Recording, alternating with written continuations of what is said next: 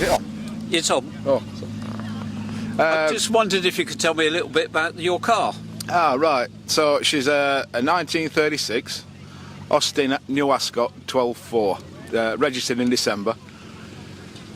It's one of those things I've always wanted one, because I have done World War II living history for 25 years plus.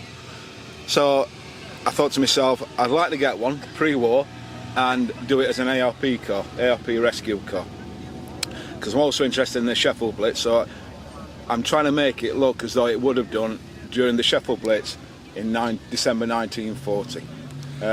And she's a lovely thing. I enjoy driving it, and this is my first show.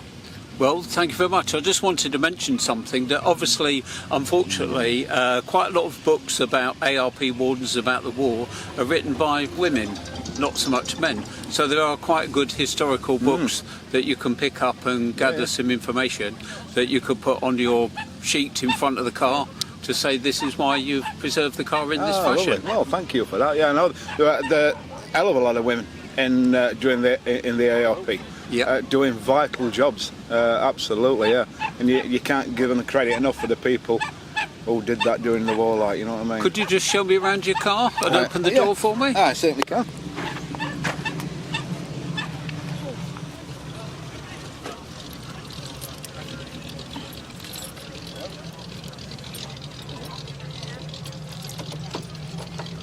So all the dashboard is period correct and everything's been lasting? And it's metal. The previous owner has, I think they made it look a bit like wood, but I quite like that. I mean, but a lot of it is mostly is period. But I just like it. I mean, it's got its little foibles and its little scratches, and but that's the character, isn't it? Correct. You don't want to change it too much. That's the character. So I've put a bit of set dressing, and I've got a ARP overalls, and we've got helmets and gas rattle and everything.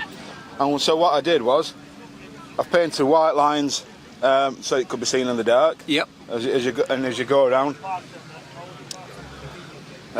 Same on the front. I've painted white on the front. We have a blackout headlamp cover on the near side, fused if you lived in town. Yep. If you lived in the countryside, you had it on the other side and took the bulb out the other side. See? So I've got the early script ALP sign that I've made. She's got original number plates, CON 129, so she's affectionately known as Connie. Not con you out of money then? Not con me out of money, no. No, actually no. It was a fair price between me and the last owner. He was happy, I was happy, and I've kept in touch with him.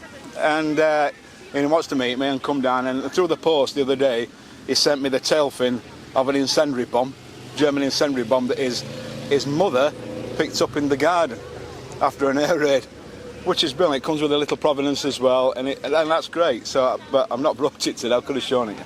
But so as we go round, so the same on this side as well. White lining. So she would have looked basically as she would have done during the Blitz in 1940. So we come round. Were you able to rescue the toolkit and things like this, or have you had to replace that I've with had to modern replace. things? Yeah, I've had to replace. But I've got a 1937 box here. We've got helmets, rescue tackle, 1939 hammer, stirrup pump and such, blankets. This is what the ARP rescue unit would have carried to go and rescue people out of bombed out houses. Well, thank you very much for that. It's been very interesting. You're welcome. And I'll see you again soon. Thank you. Thank you. So, do you happen to know the pumping rate of the engine? It's 1,000 gallons a minute. 1,000 gallons a minute. Yeah. And obviously the connections at the back are pumping from a static pond or something like that? Static pump, or it can be fed from another pump. Yeah, or a hydrant. Or hydrant, yeah. And then, of course, where was it? It was obviously from Scotland. Well, in actual fact, its originality was it was delivered to Melton Mowbray Urban District Council in 1936. It ended up in a museum in Scotland, so that's why they actually put the lettering on. I see. So I'm just waiting for the Melton Mowbray to allow me to put their motif on, so I can actually alter the lettering. So it'll be more period and more of its This will history. be where it came from, yes, yeah. And have you had it long? About 4 years, this one. And has it taken you long to restore, or was it? No. It takes a day and a half just to clean the brass. I would imagine so, yeah. Being in the army, it's bad enough shining my belt buckles. Well, I don't know. We used to wipe the wagons down with diesel to make them shine. Well, thank you very much. You have a good day. Thank you. You're welcome.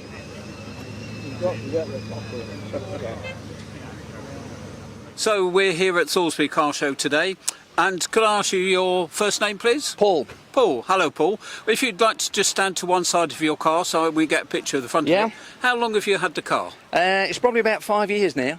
And have you done much restoration work? Not restoration, no. It's just basically been stripping carburetor down, doing bits and bobs like that, putting electronic ignition on it. Just basic stuff, really. Other than that, not had a lot to do. And has the car changed colour in its life? It started off as it was probably a little bit lighter grey than that, but it was still two-tone, but down the sides it used to match the roof, so it was a lighter grey down the side. There is some photograph of it like that on the internet as well. Oh, that's good. Yeah. How far have you come today? We've come from Rotherham, so probably About an about hour? 25 miles, something like that, yeah. And what's the top speed? Top speed is probably, did around about 65 coming down. And you managed that speed. I've driven in a Ford KA and I've tried to keep the speed down to 50 mile an hour. So where's your next show? Do you know yet? Next show is probably going to be, I'm booked in for Ripley tomorrow, Ripley Castle. So hopefully be heading up there. Okay, not going to Grassington to the 1940s event on the 17th and 18th of September? I've not looked at that one, but possibly, yeah. Possibly. I know it's an American Forces one. Normally right. they have American vehicles, Yeah. people in American uniforms, but it's still quite good. Well, Yeah. If the weather's fine, yeah, we'll probably be there. Don't want to bring a car out in the rain. Oh, no, definitely not. Thanks very much. You're Cheers. welcome. Bye. Thanks, bye-bye. Hello, good afternoon. We're at Thoresby Car Show. Could you tell me about your vehicle, please? Yeah, hello, I'm Nigel. I've owned this 1967 camper van since 1990. It's been restored twice the time I've had it. First time, 1990, I restored it myself and did all the work, all the interior, all the paintwork, welding, etc. Second time, I was a bit older, a bit more money, and I was able to pay a professional to restore it for me. Although the interior of the camper is all my own work. It looks very good. We'll just go around the side and have a look at the interior, if that's all right. Sure. So the interior is all original. It's a Canterbury pit interior from the original period, 1967. All the woodwork and all the interiors, as you can see, it is a camper van. So we do fry-ups now and again. And there should be, normally there's a table that sits there on that bracket over there, and then it drops down onto this slot here, and we make a bed up. It looks very nice. Yeah, thank you. If I had the money, I'd come along and buy one. Well, yeah, you could always hire it. You could always rent it out, you know. But it'd be with me driving it. That's it. That's the good thing, because I can sit in the back and relax. Exactly. Yeah, and have a bottle of champagne or something, couldn't you? You know. Yeah. Thank you very much, Nigel. Okay, you're welcome. Have a great day. Thank you. Thank you. We're at the Thoresby Car Show today, and here we are at two fine examples of historical vehicles. And would you like to say your name for the benefits of the camera, please, sir? Simon Skelding. And what could you tell me about the vehicles you have behind you? This first one here is a VW camper, bay window type, and its doormobile is the conversion of the inside. It's got the best roof that lifts up, and it has a better layout inside than some of the others. It's quite usable, and obviously modify it a bit to suit yourself. When we originally, the doormobile has the cooker, you have to lift the seat up, and then it's a bit inconvenient. So we changed it. We put the cooker behind the driver's seat and a sink. So it's just make things more usable as you go along, and then you live with them, and that's your sort of thing, isn't it? And then, of course, it's easier for making a cup of tea. You're not having to get things out, yes, fold things out the cupboard, have the door open, all that's things right, like yeah. that. But I've had that 20 years, and it's been welded and done three or four times. It just keeps rotting away, and we just have to keep fixing it and painting it. But it's used most days, so that's me. It's good to use it. Yeah. And what about the car? This is GP Madison, made in the 1980s, and it's a kit car based on a Volkswagen Beetle. And again, it's something that I wanted when I was a kid. I built an Eagle back in the early days, which had like gull-wing doors, and it was horrible. And I always fancied one of these. And now I've grown up, I've treated myself and done it properly. So I picked it up about 8-9 years back, and obviously it was rotten and everything, and it's all been fully welded, and took it to pieces and rebuilt it as I wanted it. So that was the way to do it. And it's all fiberglass, and it was one of the nicest designs, I think, because it's quite resolved. There's no bad angle. It's like wherever you look at it, it hasn't got an horrible angle. And you see some kit cars, and there's always a bit that's a bit iffy or not, because it's had to be compromised in some way. And this one, just lovely, I think. So, and it's got the bomber seats in it, and a powder coated the floor, and it has no roof and no tonneau cover, so you just go out and get wet. Just like the airmen used to do around the airfields during the Second World War. That's right, yeah. And I say we took it to Spa, Belgium, just before the pandemic. We went to a show over there, and we drove it around the Spa racing circuit as well. And obviously that's what's happening today. They're racing to this afternoon at Spa, aren't they? Yes, it is, yes. Well, thank you very much for bringing the vehicles today. Thank you. Thank you. Hello, good afternoon, and thank you for coming with your car to Thoresby Car Show. Could you tell me a little bit about the car? Okay, yeah, so she's a Nissan Figaro. She's called Ivy. I've only owned her since December, but I wanted a little bit of a project. So she's not in perfect condition, but gradually I'm going to be spending a bit of time doing her up. So she was built in 1991. She's lapis grey, which is one of the 4 original colours. There were 6,000 made of them. I'm not too sure how many are left. But yeah, she's my pride and joy. I take her out normally at a weekend. I don't use her on a daily basis. But she very much enjoys going out into the countryside and having a little run around with the top down.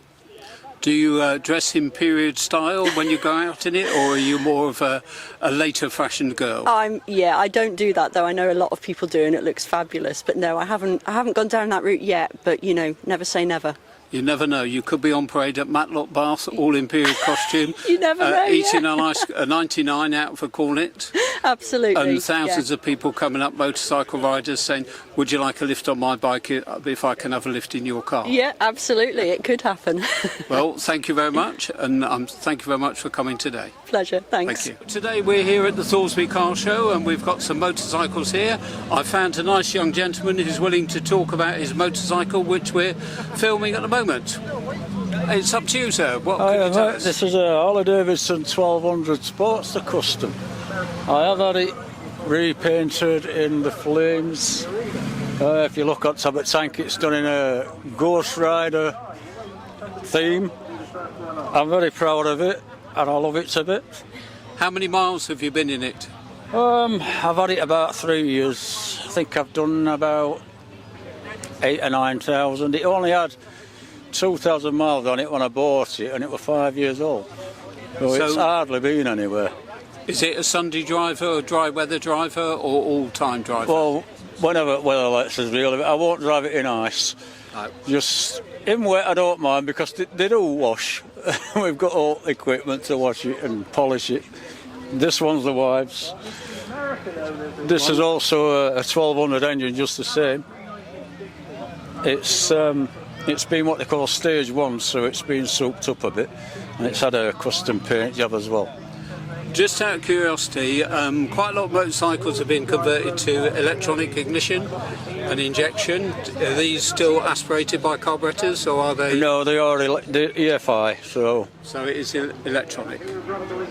And was that a conversion that you've put on, or is it the way the bikes are made? That says about it, apart from all the add-ons. We've added a few things to Wendy's bike. And would you say it's worthwhile for a Scotland trip? Definitely. I like the way you see a Honda Goldwing, and there's a couple on there connected by radios to talk to each other, towing a trailer, and they've got all their clothes in and they're off for a week's holiday. Yeah, nice I went to Switzerland and I met an 86-year-old man and an 82-year-old lady who were cycling.